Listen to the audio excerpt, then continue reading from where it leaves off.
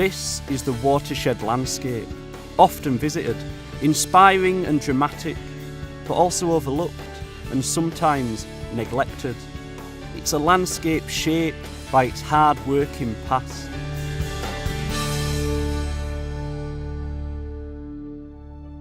Three years ago, Pennine Prospects, working with our partners, started with an idea, a vision to invest in this Cinderella landscape, to repair the damage caused by generations of neglect and misuse. And we found generous funders who shared our vision. This is a partnership of passionate people to really restore the uplands of the South Pennines. For donkey's years, they've been polluted with the industrial factories of Lancashire and Manchester and Yorkshire. This is about the people of the uplands that really care, making a real difference. This moorland, the watershed landscape, is internationally important. It's internationally important for ground nesting birds, for the peat resources, for water supply. Lottery money has allowed us to put something back into this landscape. This is our story. 28 projects, 14 partners, 8,000 school children. We've flown kites, built walls, held exhibitions and created hay meadows for rare birds. We brought about real changes for real people. Some people have found their dream job through the project. Some have found new passion for a familiar landscape. But all of us have had the chance to appreciate just how important and beautiful our upland environment is. For wildlife, for us, for the future. This is our legacy.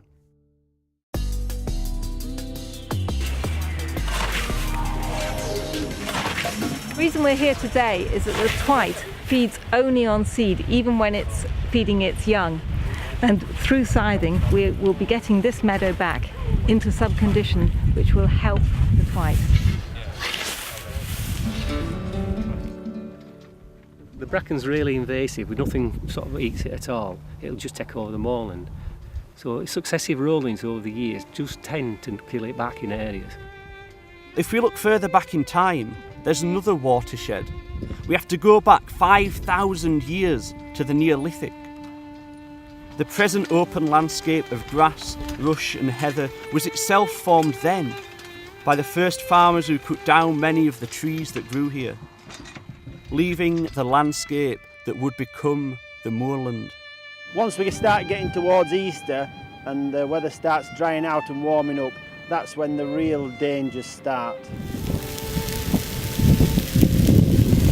9 years ago we lost 1,000 acres of good moorland. Things have moved on from there. Cooperation between the fire brigade, the farmers and the gamekeepers is much better, and we now work together and are coordinated through a fire operations group which is funded through Pennine Prospect.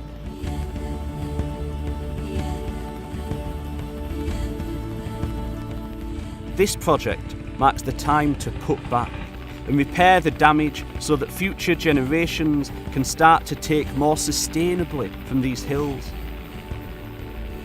Now this hard-worked landscape has a pivotal role to play in rising to the contemporary challenge of climate change. The plants, birds and other wildlife are tough enough to stand the wild conditions here, but have been hit hard by pollution, overgrazing, accidental fires and erosion.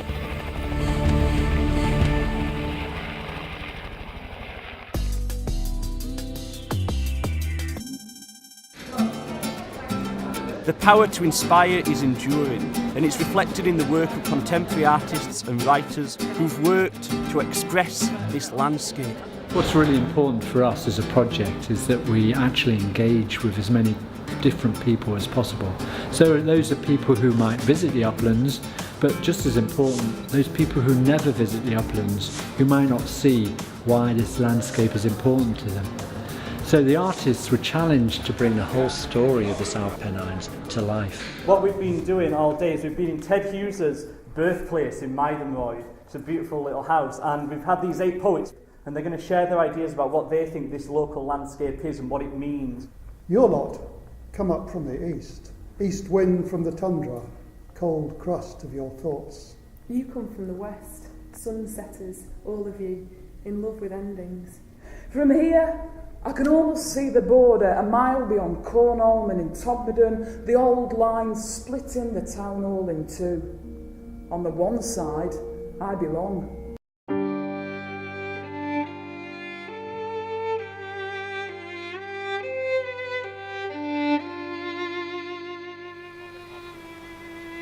This is a tough but inspiring landscape that has stirred a range of artists and writers, including Ted Hughes in the Brontes. It's only 2.5 miles to the tea shops of Haworth, but we could be in another world. And it is this wild aspect of the Bronte story that the project wants more people to see. The restoration project also has an artistic side. Simon Warner has been photographing this spot for decades. He hopes to teach landscape photography to people who've never seen a moor, then bring them here to take photos for an exhibition. We got involved in the project when Simon Warner came to our college and he asked if we wanted to do work experience on the moors, and we just jumped at the chance because we're very outdoorsy. Yeah. We're here at Cartwright Hall for the culmination of my first year and Sally's first year of the Inspired by Landscape Watershed Landscape project. And it's just incredible to finally be here and see the end product of what we've been working on for so many months.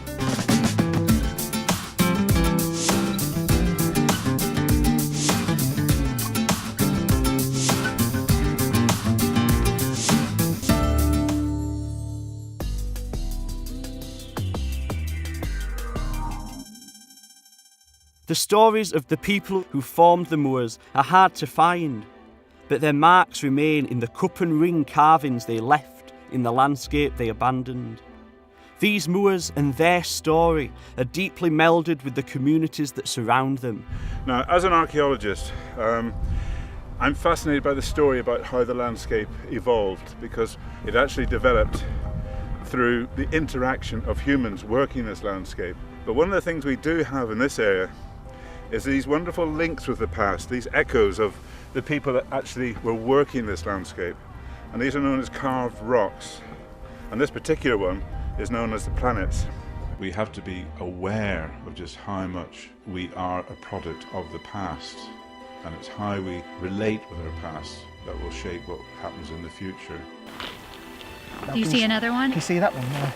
That's 2 rings. Yeah, I do see that. The cups are north to south and west to east. What we're doing on the CSI project is recording all the prehistoric carved rocks that appear on Rombold's Moor.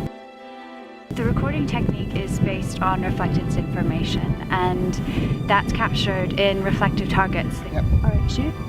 What we do see with PTM is when you're able to move the light around, more things do actually jump out of you than you would see on a single still. And that's the beauty of this technique, is that it just shows up the minute scratches that are on the stones.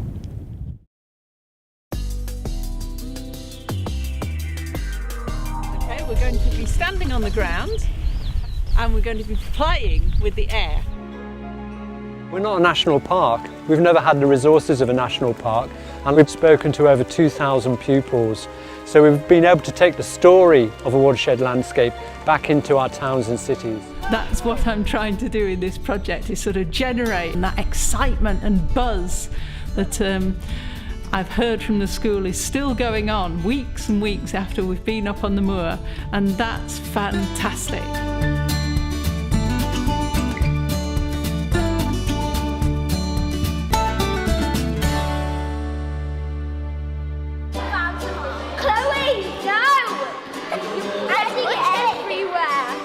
I'm working with 2 Year 5 classes and they're coming to do some archaeological digs.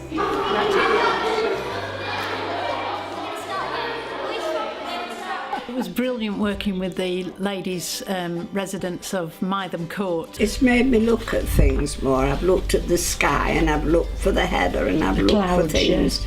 I thought that was a really good session. And you got the brain going as well. It was really good. We love our moors!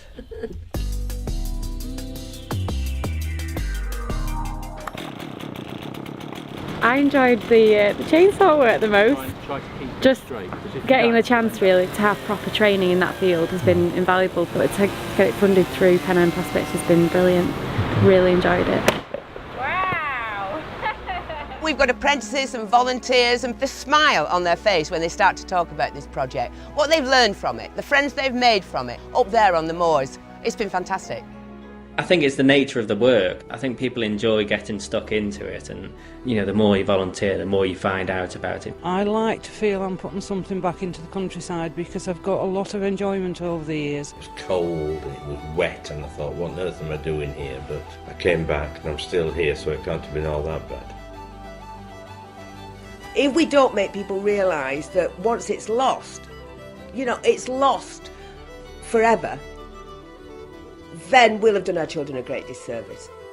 Between this ride and that way, let's play our part. Let's recycle history and use it as a foundation of legacy. Let's build something that will remain and look over the earth long after it ceases to be anything other than there. The Watershed Landscape Project has left its own mark on the landscape, its heritage and its people. Not only through physical improvements like the repaired dry stone walls and the improved moorland footpaths, but also by the way people now think about, appreciate and use the South Pennines for recreation, for work, for life. This is our legacy. This is our watershed.